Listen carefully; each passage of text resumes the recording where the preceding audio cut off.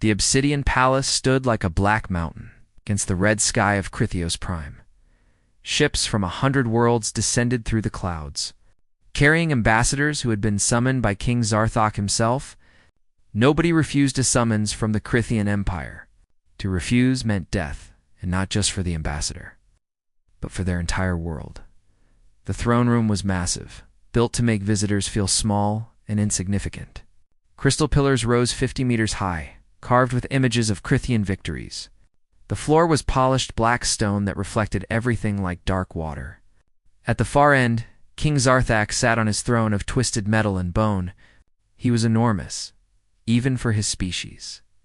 His scales were deep blue and purple, catching the light like oil on water. His eyes were golden and cold, without mercy or kindness. Ambassadors filed in, one by one, announced by a mechanical voice that echoed through the chamber. The Chitara came first, insectoid beings with crystalline exoskeletons that clicked when they moved. Their ambassador was surrounded by 6 armed guards carrying plasma rifles. Next came the Veiled Dwellers, gaseous beings held together by containment suits that glowed softly. The Mechri followed, more machine than flesh, their cybernetic bodies humming with defensive systems. Each species brought protection. Each species showed they understood the danger. Then the mechanical voice announced, Ambassador Elena Volkov, representing the planet Earth and the human species. The other ambassadors turned to look. Whispers filled the room, translated into 100 languages by universal translators. The humans were new to the galaxy, barely 20 years since first contact. They were considered weak, their technology primitive compared to most species. Their military was laughable. Their territory consisted of one small solar system on the edge of explored space. Elena. Volkov walked alone down the long pathway to the throne. She was old by human standards, perhaps 60 or 70 years. Her hair was silver with streaks of black, pulled back in a simple bun. Her eyes were pale gray, almost colorless. She wore plain gray robes that looked homemade, and she carried a walking stick made of dark wood, carved with strange symbols that seemed to shift when looked at directly. She had no guards, no weapons, no defensive shields or armor. The Chitara ambassador clicked his mandibles in what translated as laughter. The humans send an old woman with a stick, he said to his guards. They truly do not understand the galaxy. Elena reached the designated spot and stood calmly, both hands resting on her walking stick. She looked up at King Zarthok without fear, without the trembling that affected most beings in his presence. Her expression was neutral, almost bored. King Zarthok leaned forward on his throne. His voice was deep, resonating through the chamber like thunder. I have summoned you all here for one purpose: to witness the new order of this galaxy. The Crithian Empire has grown tired of negotiation, tired of diplomacy, tired of pretending that lesser species have rights equal to our own. He stood, and the movement was like a mountain rising. From this moment forward, all species present will submit to Crithian rule. You will pay tribute. You will provide resources. You will obey our commands without question. Those who comply will be permitted to exist. Those who resist will be eliminated. Silence fell over the throne room. The ambassadors looked at each other, their expressions ranging from fear to rage to resignation. Nobody spoke. Nobody dared. King Zarthak smiled, showing rows of sharp teeth. To demonstrate that I am serious, to show that this is not merely a threat but a promise, I will provide an example. He pointed at the Chitara ambassador.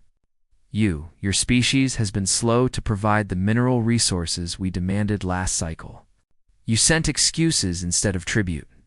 This is unacceptable. The Chitara ambassador stepped back, his guards raising their weapons uselessly. Your Majesty, please, we can negotiate. Negotiation is over, King Zarthak said. He raised one clawed hand, and energy crackled around his fingers. Blue-white light gathered, condensing into a sphere of raw power. He released it with a casual gesture. The bolt struck the Chitara ambassador in the center of his crystalline body. He didn't even have time to scream. His body simply came apart, first cracking like glass, then crumbling into dust that scattered across the black floor. His guards stood frozen, unable to move, unable to help, unable to do anything but watch their leader die. That, King Zarthok said, is what happens to those who displease me. Now each of you will approach and verbally submit to Crithian rule. You have 1 solar rotation to return to your worlds and begin compliance. Begin with you, Veldweller. The Veldweller ambassador floated forward, its gaseous form trembling inside its containment suit. It spoke the words of submission in a voice like wind through hollow tubes. One by one, the ambassadors approached. One by one, they submitted. Fear filled the throne room like smoke, thick and choking. Finally, King Zarthak's golden eyes fell on Alina. And now the human. Step forward and submit. Alina remained where she was, still leaning on her walking stick. She tilted her head slightly, studying the king like someone might study an interesting insect. No, she said simply. The word echoed in the sudden silence. Every ambassador turned to stare at her. The king's expression shifted from boredom to interest, then to amusement. No, he repeated. You refuse? I refuse, Alina confirmed. Her voice was calm, conversational, as if discussing the weather. Earth will not submit to your empire.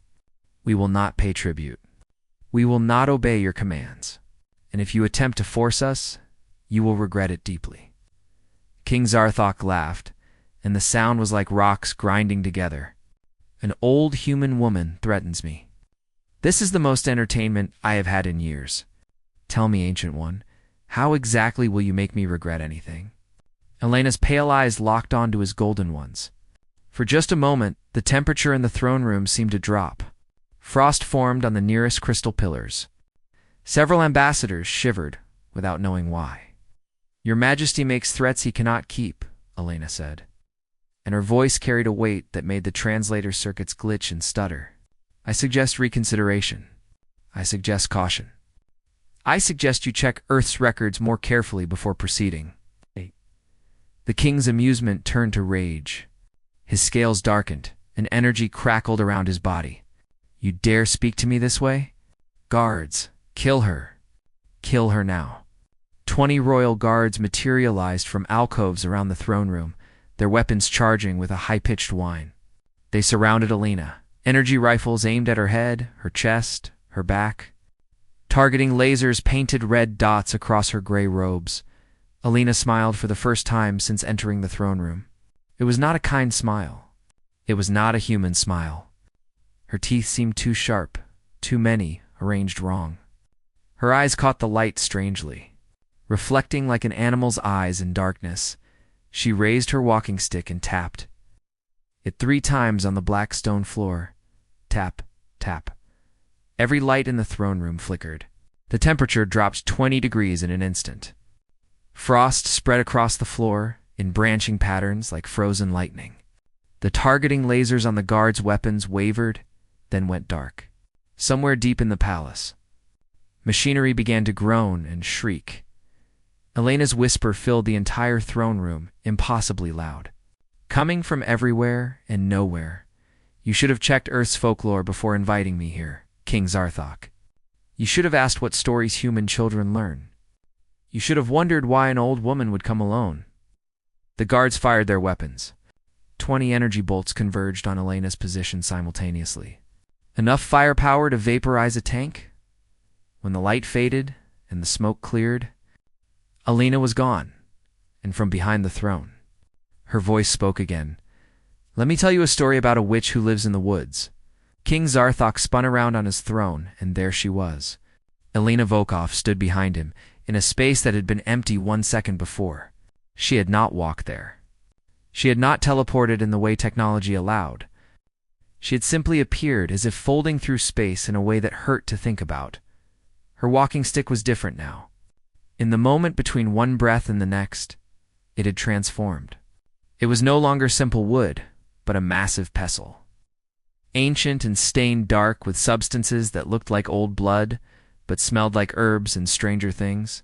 The carvings on it moved, symbols writhing like living creatures. How the king began? But Alina raised one finger to her lips. Shh, she said gently. The old woman is speaking now. The king will listen. Zarthak roared and lunged at her with speed that belied his massive size.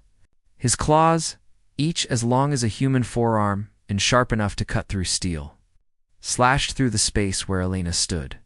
They hit nothing. She was already somewhere else, standing calmly by one of the crystal pillars, examining it with mild interest. "Kill her." The king screamed at his guards, "All of you, bring her down." The royal guards were the finest warriors in the Crithian Empire. They had trained for decades. They wore armor made from collapsed star matter. Their weapons could punch through battleship hulls. 300 of them flooded into the throne room from hidden barracks. Surrounding Alina from every angle, they opened fire as one.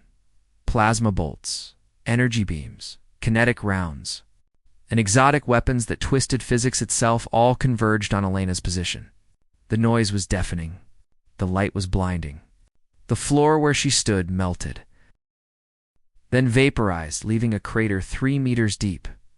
When the firing stopped, when the smoke began to clear, every being in the throne room leaned forward to see the body. There was no body.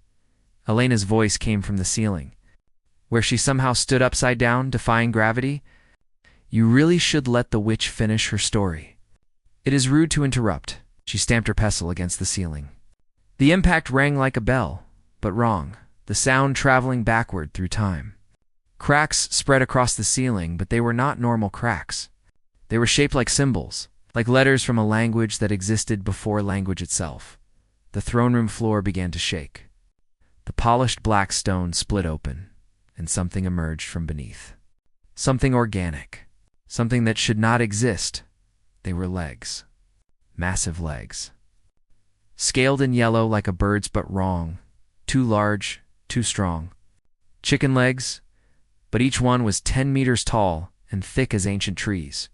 They emerged from under the palace itself, lifting the entire structure. The building groaned and shifted. Ambassadors screamed and fell as the floor tilted. The throne room was no longer a room in a building. It was a room in something alive. Alina descended from the ceiling, not falling but drifting like a leaf. She landed softly on the tilted floor and leaned on her pestle, which had grown even larger. It was now the size of a mortar, the ancient tool for grinding grain and herbs. Big enough to hold a person. "Let me tell you who I am," Alina said, and her voice had changed. It was still her voice, but layered with others. Hundreds of voices speaking as one. Old voices, young voices, male and female and neither, all blending into something that resonated in the bones of everyone who heard it. "I am Baba Yaga," she said. "I am the witch of the woods. I am the old woman who lives in the house that walks on chicken legs. I am the crone who helps those who are clever and polite, and I am the monster who eats those who are rude and foolish. I have walked the earth for 3,000 years. I have seen empires rise and fall. I have ground the bones of wicked men and baked them into bread." Her form began to change as she spoke. She grew taller, then shorter, then taller again. Her gray robes became something between fabric and shadows. And within those shadows, stars moved in patterns that made no sense. Her eyes glowed like coals in a fire that burned with cold instead of heat. When humanity reached for the stars, Baba Yaga continued. "We made a deal. The hidden things of Earth and the humans who had forgotten us. They needed protection, and we needed purpose. So here I am, the diplomat, the ambassador, the witch who speaks for humanity." She pointed at King Zarthak with one long finger, and her nail had become a black claw. "You threatened to destroy Earth. You demanded submission. You thought humans were weak because they are young, because their ships are slow, because their weapons are small. You forgot the oldest rule of the forest." As the palace continued to rise. Walking on its chicken legs through the capital city of Crithios Prime, outside the windows, citizens fled in panic as the building that had stood for 1,000 years began to move. Alarms blared. Military ships took flight, circling the walking palace but afraid to fire on it with their king still inside. King Zarthak rallied, his pride overcoming his shock. "You are one being. One ancient creature from a primitive world. I command millions of soldiers. I have weapons that can crack planets. What can you possibly do against the might of my empire?" Baba Yaga laughed, and the sound was like winter wind through dead trees, like ice cracking on a frozen lake, like the last breath of summer dying into autumn. "You still do not understand. So let me show you." She stamped her pestle on the floor again, and this time the sound traveled outward like a wave. It passed through the walls, through the palace, through the air itself. Everywhere it touched, things changed. In the military barracks 3 kilometers away, soldiers burst into flame. Not ordinary flame, but cold fire that burned blue and white. They did not die, not immediately. They stood frozen, aware, trapped in their burning bodies. Living statues of agony in the governmental complex. Officials who had tortured prisoners, who had ordered massacres, who had committed atrocities in the king's name, found themselves unable to speak anything but truth. They began confessing on live broadcasts, their voices mechanically listing every crime, every murder, every evil deed. They could not stop. They could not lie. The truth poured out of them like blood in the weapons facilities. The artificial intelligences that controlled planet killing. Cannons heard Baba Yaga whisper in a language older than programming. They went mad. They turned on their creators. Machines that were designed to destroy worlds now hunted the people who built them. The other ambassadors, huddled in corners of the tilting throne room, watched in horror. The Mechri ambassador tried to record everything with its internal systems, but the data kept corrupting. Only emotions recorded properly: fear, terror, awe, the Veil Dweller, whose species existed partially in other dimensions, looked at Baba Yaga and saw her true form across multiple realities. What it saw made it scream, a sound like wind through a broken flute. It collapsed, temporarily insane, babbling about junctions and concepts and things that should not be. King Zarthak activated his personal shield, a barrier that could withstand nuclear weapons. It flickered around him, blue and crackling. He reached for the controls hidden in his throne, emergency systems that could call every ship in orbit to fire on the palace. Baba Yaga watched him with ancient patience. "You may try," she said. "But first, let me tell you about the other protectors of Earth. Would you like to meet them? There is a pale man who never stays dead, no matter how you kill him. There are things that live in the static between radio signals. There is a goat-headed creature that punishes the wicked on winter nights. There is a man in a red suit who knows when you have been bad." She smiled again, and this time her smile split too wide, showing too many teeth. Earth negotiated with its monsters, King. We did not hide from them. We did not hunt them to extinction. We made deals. And now we travel the stars together. The king pressed the button. Every ship in orbit received the command: fire on the palace. Destroy it. Kill everything inside. Baba Yaga spread her arms wide. Her mortar grew even larger, opening like a mouth. The first energy beam from orbit struck the palace and was swallowed whole by the mortar. Then the second. Then the third. She caught every attack, absorbed them into her mortar, like catching raindrops. And when she had collected them all, she ground them together with her pestle. The energy beams, the plasma fire, the kinetic rounds, all of it mixed together, like ingredients in a spell. Then she pointed her pestle at the nearest military installation and released everything at once. The explosion lit up half the planet. When it faded, there was a crater where the installation had been, glass where sand had melted, silence where there had been thousands of soldiers. Baba Yaga turned back to King Zarthak. "Now, shall we talk about what happens next?" King Zarthak ran.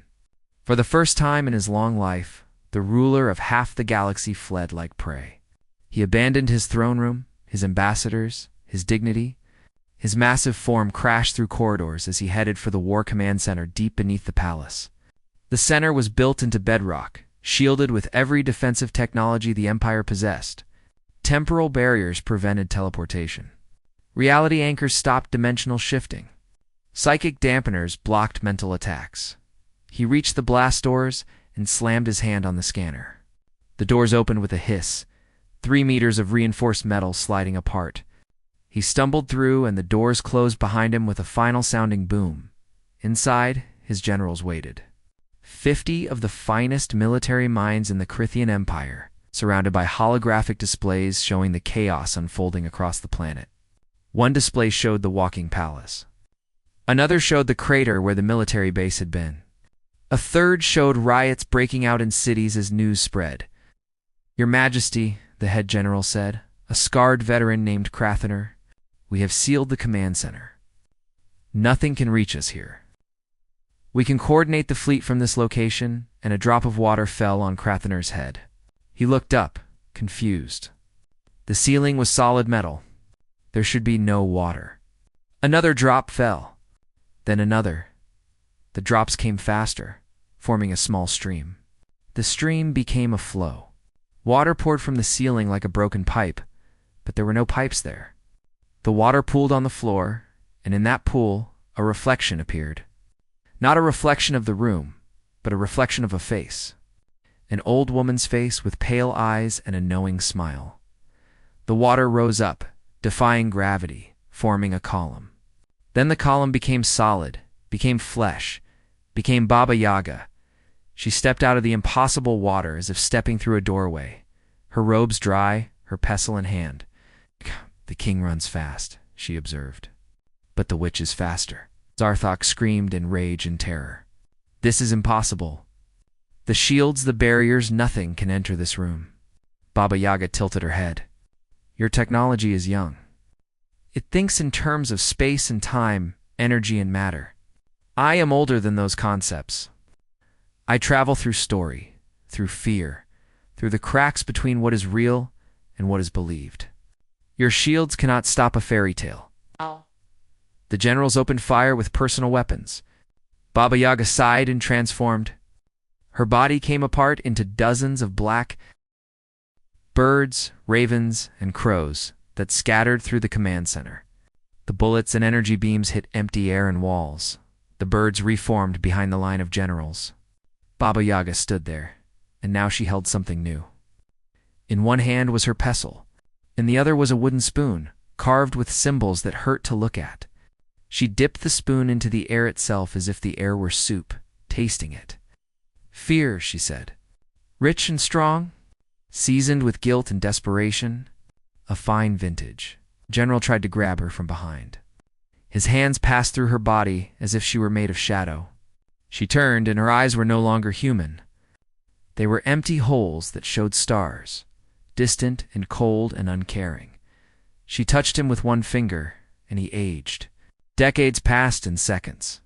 His scales turned gray, then white. His muscles withered. His eyes clouded. He collapsed, not dead but ancient, too old to move, trapped in a body that should have died years ago, but could not. "Each of you," Baba Yaga said to the remaining generals, "has ordered deaths, innocent deaths, children and civilians and prisoners. You have committed war crimes for your king, and you thought you would never face justice." She raised her wooden spoon and stirred the air. Reality bent around the motion. The generals began to transform. Their bodies remained, but their minds went elsewhere. They fell to the floor, their eyes open, but seeing things that were not there. They were trapped in nightmares made real, living their victims' final moments over and over, feeling every death they had caused. Only King Zarthak remained standing. He backed against the wall, his shield flickering weakly around him. "What are you?" he whispered. "What are you?" Baba Yaga approached slowly, in no hurry. "I told you. I am Baba Yaga. I am the witch. But if you want the truth, the real truth, I will give it to you. I am a story that became real. Every human child learns about me. They learn to be clever, to be polite, to respect the old and the strange. They learn that the world has dark places and dangerous things, and that sometimes those things can be bargained with if you are smart enough." She stood in front of him now, close enough to touch. "I became real because humans believed in me for thousands of years. Belief has power. Stories have power. And when humanity needed protection from species like yours, they did not call on their soldiers or their scientists. They called on their monsters. The shield around Zarthok failed, breaking apart like glass. He threw a punch at her face with all his strength, enough force to shatter concrete. His fist connected, and Baba Yaga's head snapped back. For a moment, he felt hope. Then she turned her head back to face him, completely unhurt, and smiled. The king has some fight left. Good. This will be more interesting. She grabbed him by the throat with one hand. Her fingers were thin, almost delicate, but they held him like iron bands. She lifted him off the ground as if he weighed nothing, and he was icily 4 times her size. "Let me show you," she said, "what you tried to destroy." The walls of the command center vanished. They were no longer in the palace, but somewhere else, standing in darkness. Stars surrounded them, but not the normal stars. These were different constellations, patterns that spelled out words and languages Zarthok did not know. Images appeared in the darkness, floating like holograms, but more real. He saw Earth, the small blue planet he had planned to conquer. He saw its cities and forests, its oceans and mountains. Then he saw deeper. He saw the things that lived hidden there. Vampires walking among humans. Old and powerful, now serving as Earth's intelligence network across the galaxy. Werewolves and shapeshifters, perfect infiltrators and spies. Digital ghosts that haunted computer networks gathering information. Old gods that had agreed to wake from their sleep for humanity's sake. "We are all diplomats now," Baba Yaga said. "All of us creatures from humanity's nightmares and fairy tales. We made a deal. We protect them, and they let us live. Let us travel. Let us have purpose again. And in return, humanity gets something no other species has." She brought Zarthok's face close to hers. "They get to be the species that befriended their monsters. They get to be the ones who walked into the dark forest and came out with the witch as an ally. Do you understand what that means?" Zarthok struggled uselessly in her grip. "You cannot threaten the entire galaxy. There are empires older than yours, stronger than yours. They will unite against Earth. They will remember this day," Baba Yaga interrupted. "They will remember what happened when a king tried to make an example of humanity. They will tell this story for generations. The day King Zarthak threatened Baba Yaga and lost everything. She threw him, and despite the darkness around them, he flew through space and crashed into something solid, the throne room. They were back in the palace, which still walked on its chicken legs through the burning city. The other ambassadors were still there, huddled and terrified. Baba Yaga walked toward the king, and with each step she changed. Taller, then shorter. Young, then old. Beautiful, then hideous. Her form shifted constantly, showing different aspects. Different versions from different stories across different cultures. Every human civilization had stories of dangerous old women, and she wore all their faces. "I will give you a choice," she said, looming over him. "You can die quickly, or you can live and serve as my message to the galaxy. I will mark you, and every being who sees you will know that you challenged Baba Yaga and failed. You will live in shame, powerless, a warning to others." King Zarthok looked around at the ruins of his power. His empire was collapsing. His military was destroying itself. His throne room had become a prison in a walking house. He had been the most powerful being in known space, and now he was nothing. Pride made his decision. "I choose death," he said. "I will not live as a coward's example." Baba Yaga's expression became sad, almost disappointed. "I hoped you would be wiser. I hoped you would choose to learn. But pride makes fools of kings." She reached for him with both hands. "Very well. I grant your wish.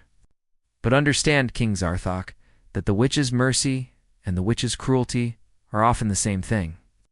Her mortar appeared beside her, massive and deep.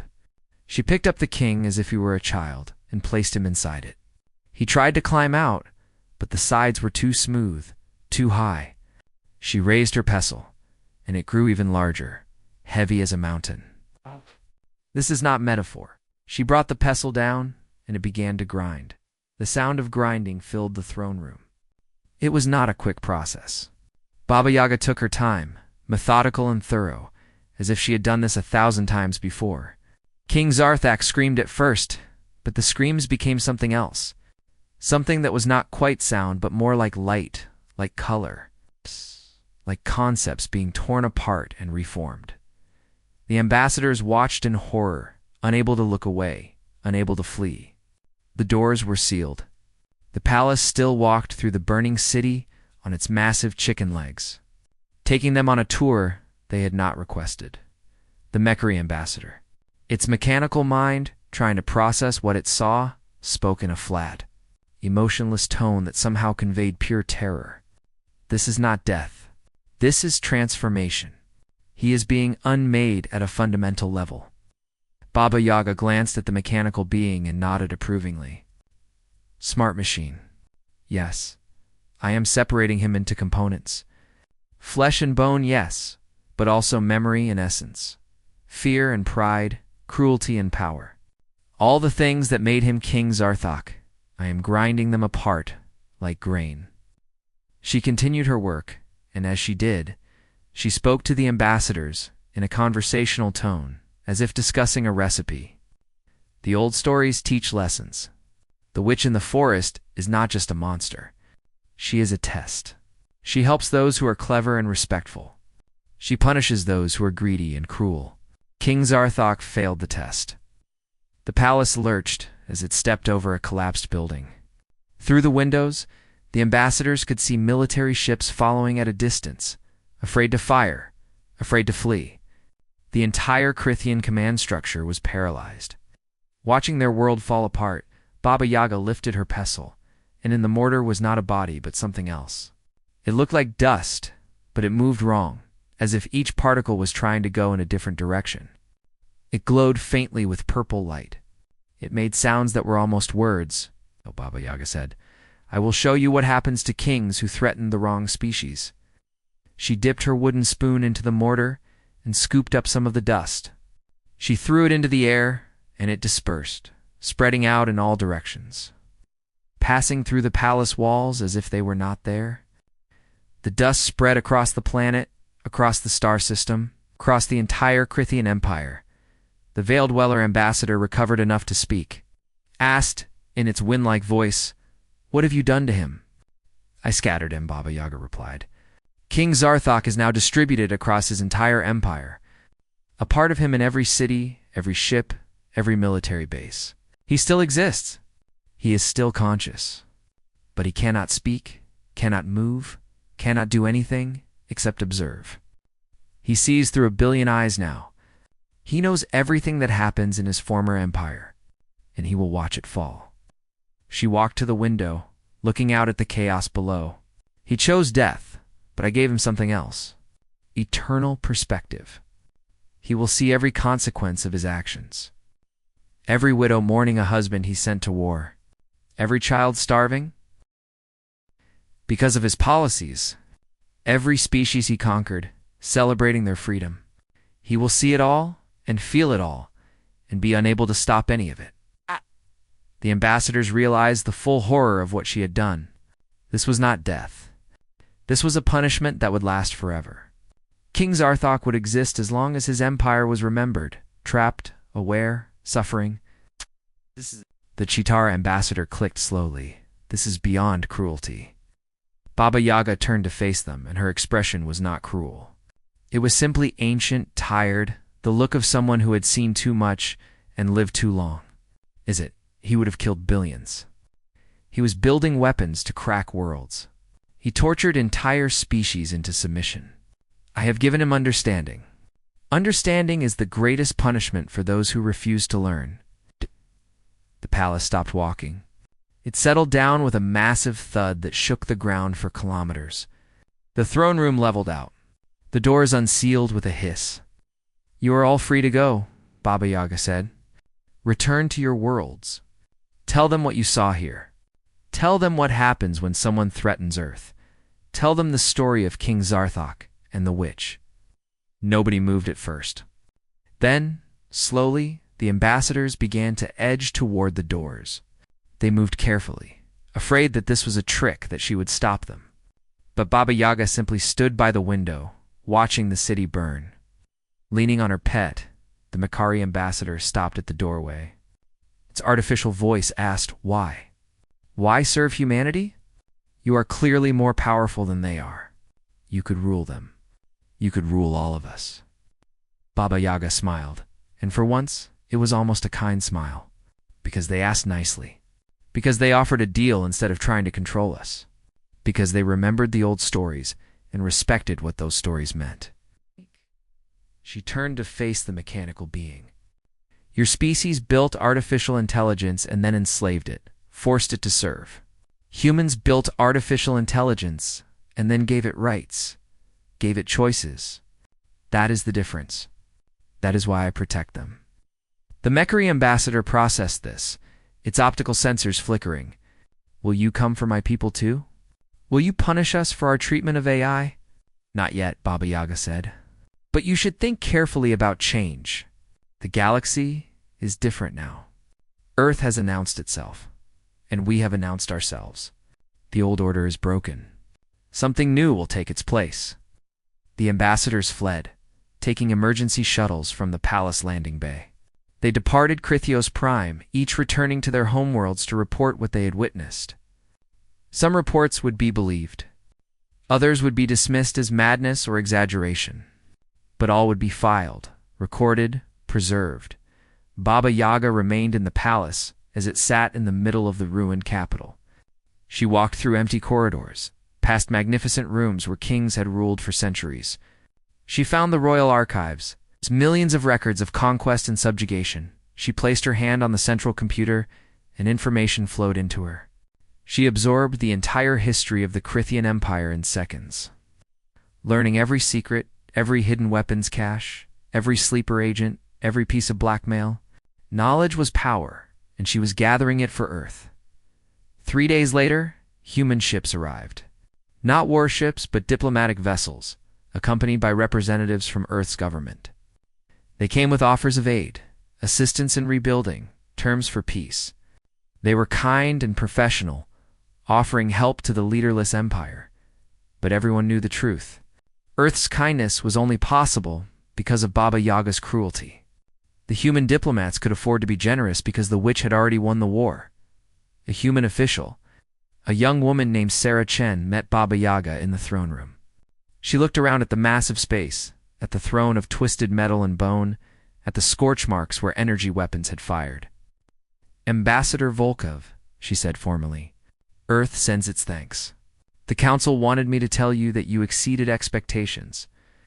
Baba Yaga, back in her elderly human form with silver hair and gray robes, chuckled. They expected me to kill one king. I killed an empire. I may have gotten carried away, Sarah Chen said carefully. Concerns about the brutality. About the message it sends. Some members of parliament think it was too much. Baba Yaga's pale eyes fixed on the younger woman. Tell your parliament that the galaxy understands only strength. We could have been diplomatic, patient, slow. We could have built alliances over decades, and maybe eventually been taken seriously. Or we could do this. Announce ourselves with power.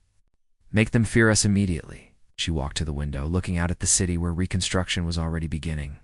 They will hate us now, but they will respect us.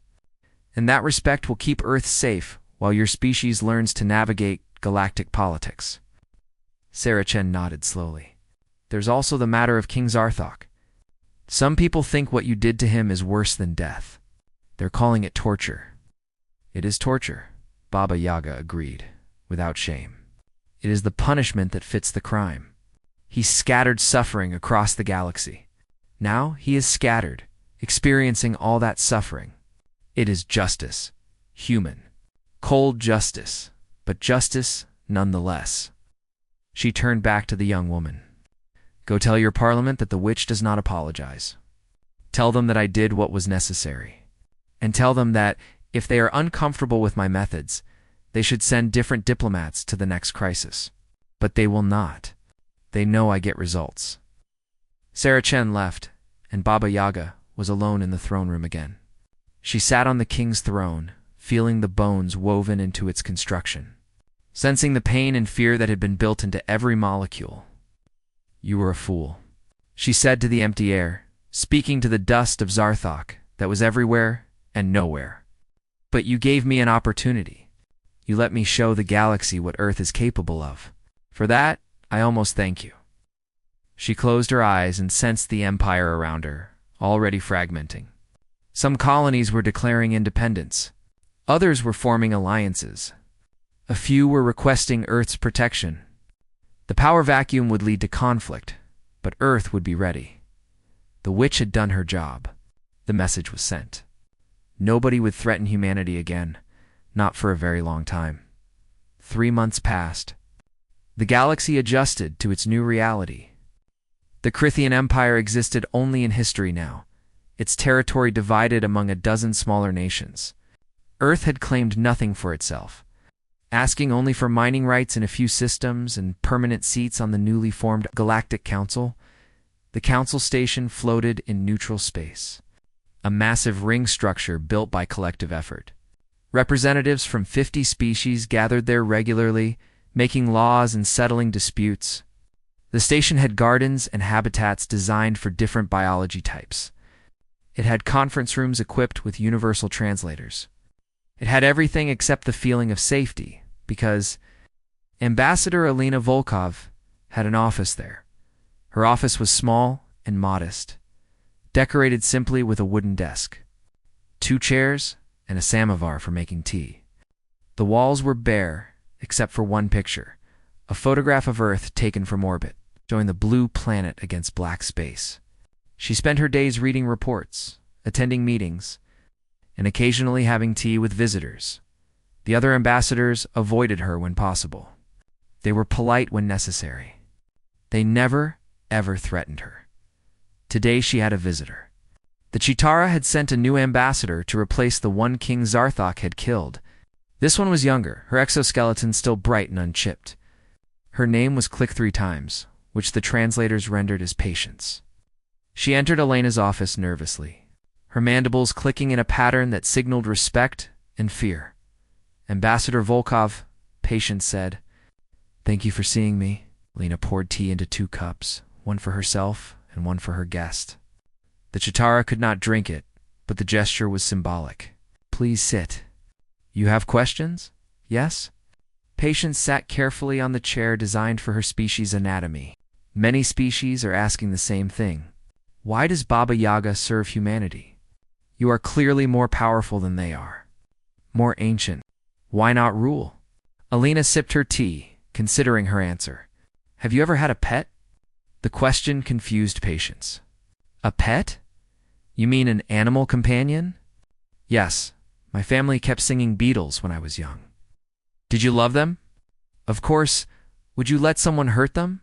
"Never." Alina nodded. "That is why. Humans are not my pets, but the principle is similar. I have walked among them for thousands of years. I have eaten their food, slept in their beds, listened to their stories. They are infuriating and wonderful and creative and stupid and brave. They are mine to protect, even if they do not fully understand what I am." She set down her teacup. "Also, they made a very good deal. They offered me freedom, travel, purpose. In exchange, I protect them. It is a fair trade. I am content." Patience's mandibles clicked thoughtfully. "Other species want to know the limits of your power. They want to know what you cannot do." "Everyone wants to know the monster's weaknesses," Elena said with a slight smile. "That is natural. Tell them this. I am very powerful, but I am not infinite. I am one being. If the entire galaxy united against Earth, I could not stop them all.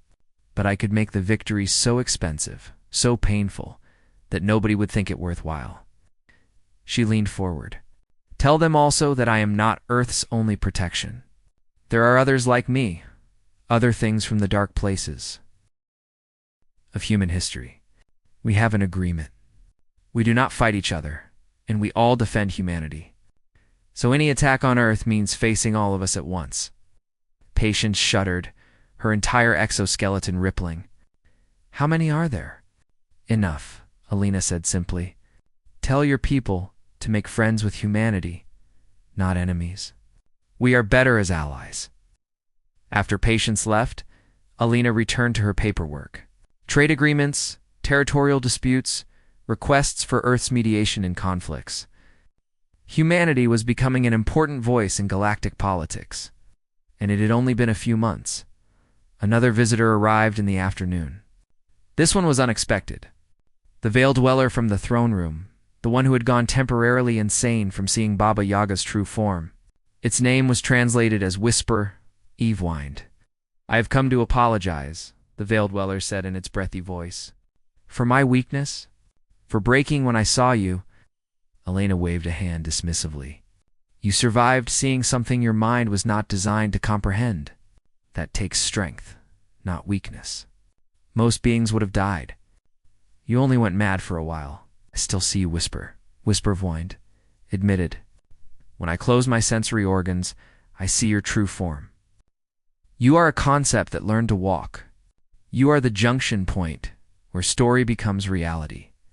You are the proof that belief has power." Yes, Elena agreed. "That is what I am." "Does it still frighten you?" "Terribly," the Veil Dweller said. "But I am also fascinated. My people want to study you, to understand how belief can create consciousness. Would you allow this?" Elena considered. "No, but I will tell you something that might help. Every species has stories. Every culture has legends. Those stories have power, whether you know it or not. Your people must have old tales, beings from before you became spacefaring. Those beings might still exist, waiting for someone to remember them." Whisper whined rippled with what might have been excitement. "You suggest our myths could be real?" "I suggest that reality is more flexible than your science admits. Go home, research your oldest stories. You might be surprised by what you find." The Veil Dweller departed, and Elena was alone again. She stood at her window, looking out at the stars. Ships came and went from the station, carrying representatives from across the galaxy. So much life, so much potential, so much danger. Her communicator buzzed. A message from Earth, from the human government. They were requesting her presence at a meeting. Some crisis on a border world, something that needed her particular talents. She smiled. The witch was needed again. Before leaving, she spoke to the empty office. Knowing that somewhere across the galaxy, scattered into dust and consciousness, King Zarthok could hear her. "Are you watching, King? Do you see what you created? Your empire's gone, but your lesson lives on. Nobody threatens Earth. Nobody threatens humanity. Because everyone remembers what happened to you." She gathered her things, her pestle shrinking down to a walking stick, her robes settling into their simple gray form. She looked like an ordinary old woman again, harmless and weak. It was her favorite disguise as she walked through the station toward the docking bay. Other ambassadors saw her and stepped aside. They nodded respectfully. They did not meet her eyes. News had spread across the galaxy through official reports and scared whispers. Everyone knew what happened on Crithios Prime. Everyone knew about the witch. A young human aide met her at the docking bay, a man named David who had just started working for the diplomatic corps. He was nervous, his first time meeting the famous ambassador Volkov. "Ma'am," he said, his voice cracking slightly, "your ship is ready. May I ask where we're going?" "To teach another lesson," Elena said kindly. "A smaller one this time, I hope. Not every problem needs to be solved with such drama. Is it true?" David asked, then immediately looked like he regretted the question. "Sorry, I shouldn't, is what true? That you're actually Baba Yaga, from the fairy tales." Elena looked at him with her pale eyes, and for just a moment, he saw something else looking back, something old and vast and hungry. Then she smiled, and she was just an old woman again. "Fairy tales are called fairy tales because people think they are not real," she said. "But every story starts somewhere. Yes. Every legend has a seed of truth. Perhaps I am Baba Yaga. Perhaps I am just an old woman with some tricks. Does it matter?" "I suppose not," David said. They boarded the ship, a small diplomatic vessel designed for fast travel. As they accelerated away from the station, Elena looked back at the ring of metal and light, at the place where the galaxy tried to govern itself. She thought about the future. Earth was safe for now, but safety never lasted forever. New threats would emerge. New species would test humanity's strength. New kings would forget the lessons and need to be reminded. But that was fine. Baba Yaga had lived for thousands of years. She could live for thousands more. She had found her purpose again, after centuries of diminishing, after years of fading as humans forgot the old stories. Now she was remembered again. Now she was needed again. Now she was feared again. The ship jumped too faster than light travel, and the stars became streaks of light. Alina closed her eyes and smiled. Somewhere in the cosmos, a small blue planet turned slowly in space, full of humans who told stories to their children. Stories about witches and monsters, about danger and cleverness, about respecting the old and strange. Those stories had power. Those stories had saved them. And as long as humans kept telling stories, as long as they kept believing in the things that lurked in dark forests and old houses, Baba Yaga would protect them. Not because she had to, not because she was controlled, but because they had asked nicely, had offered a fair deal, had remembered to be respectful. In the old tales, the witch helps those who are clever and polite. Earth had been both, and so the witch would guard them from the galaxy's dangers, one threat at a time, one lesson at a time. One scared ambassador at a time. The galaxy had learned its first lesson: do not threaten humanity. Soon, they would learn the second lesson: do not forget the first. Baba Yaga opened her eyes and looked at the young human aide who was nervously reading reports. He was so young, so new to the galaxy. He did not yet understand how dangerous the universe was. How many species would happily destroy Earth if given the chance? But he would learn, and Earth would survive, and the stories would continue, growing and changing, spreading across the stars, becoming legends in 100 languages on 1,000 worlds. The story of the witch who walked between worlds. The story of the old woman who ground a king to dust. The story of Baba Yaga and the species she chose to protect. It was a good story, and like all good stories, it would last forever.